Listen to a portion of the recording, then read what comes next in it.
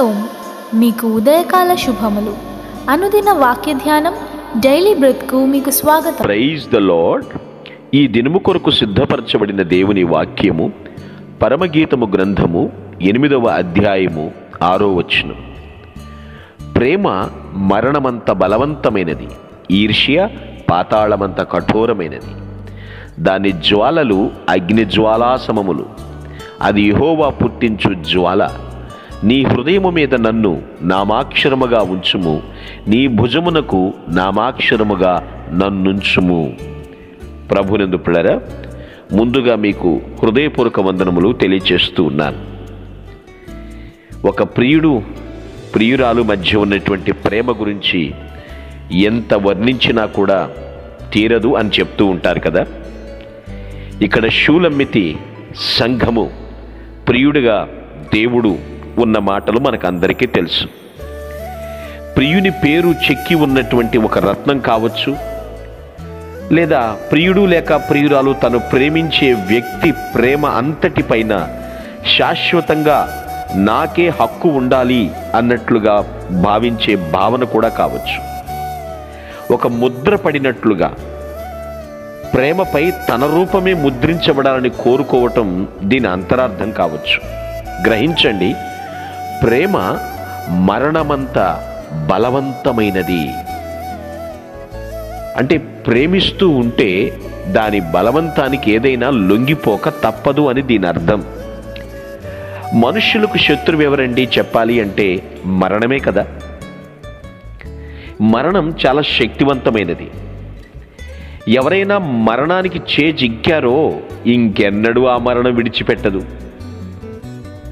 అయితే మనుషులందరి పాలిట పరమ మిత్రుడు వంటి దేవుని ప్రేమకున్న శక్తి ముందు అది ఎందుకు పనికిరాదండి? ఎందుకంటే దేవుని ప్రేమ జయిస్తుంది. దేవుని ప్రేమ తన వారిని ఎప్పటికీ కూడా విడిచిపెట్టదు. ప్రభువు మనల్ని ప్రేమించాడు కాబట్టే ఎంత బలవంతమైందో తెలుసా? మనల్ని ప్రేమించుట కొరకు తన ప్రాణమునిచ్చాడు. మనకు రావలసినటువంటి మరణమును తను జయించాడు. తను పొందాడు, తర్వాత దాన్ని జయించాడు. అంటే మన రూపాన్ని ఆయన చిక్కుకున్నాడు, ముద్రగా వేసుకున్నాడు. మన హృదయాల్లో ఆయన్ని ముద్రించుకుంటున్నామా? ఆయన ముద్రగా ఆయన్ని ధరించుకున్నామా? ప్రేమ మరణమంత బలవంతమైనది. నేను నిన్ను ప్రేమిస్తున్నాను కాబట్టి నీ కొరకు మరణించాను. అంటే దేవుని ప్రేమ ముందు ఏదైనా ఓడిపోవలసిందే, మరణం వల్ల కాదు. ప్రేమ ఎంత ఎక్కువగా ఉంటే ప్రేమించిన వ్యక్తి దారి తొలగిపోవచ్చునేమో అన్న తపన, ఆ రోషం అంత ఎక్కువగా ఉంటుంది. ఇంత నేను ఎక్కువగా దేవుణ్ణి ప్రేమిస్తున్నానా అని ఎప్పుడైనా ఆలోచించారా? దేవుడు మనల్ని ఎప్పుడూ ఎక్కువగానే ప్రేమిస్తున్నాడు. కానీ మనమే దైవ ప్రేమను సరిగా అర్థం చేసుకోలేకపోతున్నామేమో. ఇప్పటికీ దేవుడు మనల్ని ఎక్కువగానే ప్రేమిస్తున్నాడు. నేను కొలత వేయదలుచుకోలేదండి, ఎందుకంటే దేవుని ప్రేమ యొక్క పొడవు, వెడల్పు, లోతు, ఎత్తులు నాకు తెలియవు. పౌలు చెప్పినట్లుగా మనం ఆయన ప్రేమను కొలతలు వేయలేము.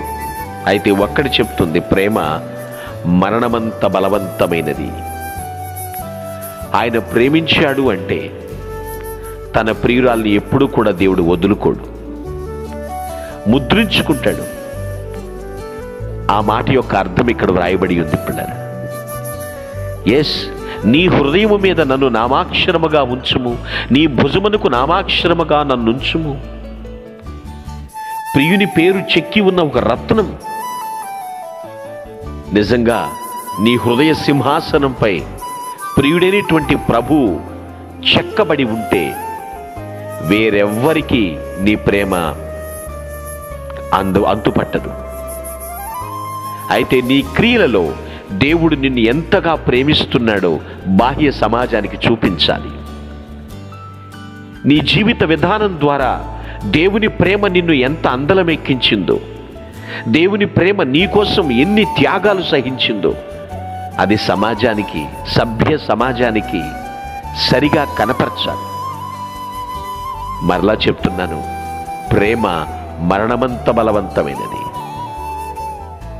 అటువంటి ప్రేమ ద్వారానే నిన్ను నన్ను దేవుడు తన ప్రియులుగా చేసుకున్నాడు. ప్రియుడిని ఎవరైనా వదులుతారా? ప్రియురాలు వదిలేయొచ్చు, కానీ ప్రియుడు వదలడు. ఎందుకో తెలుసా? నిన్ను అంతగా ప్రేమిస్తున్నాడు కాబట్టి. ఆ ప్రభు ప్రేమను మనం ఎంతగా పరిగ్రహిస్తూ ఉంటామో, ఎంతగా అనుభవిస్తూ ఉంటామో అంత ఆనందం అనుదినము కూడా అనుభవిస్తూ ఉంటాం. ఆ ప్రేమలో ఎటువంటి కల్తీ లేదు.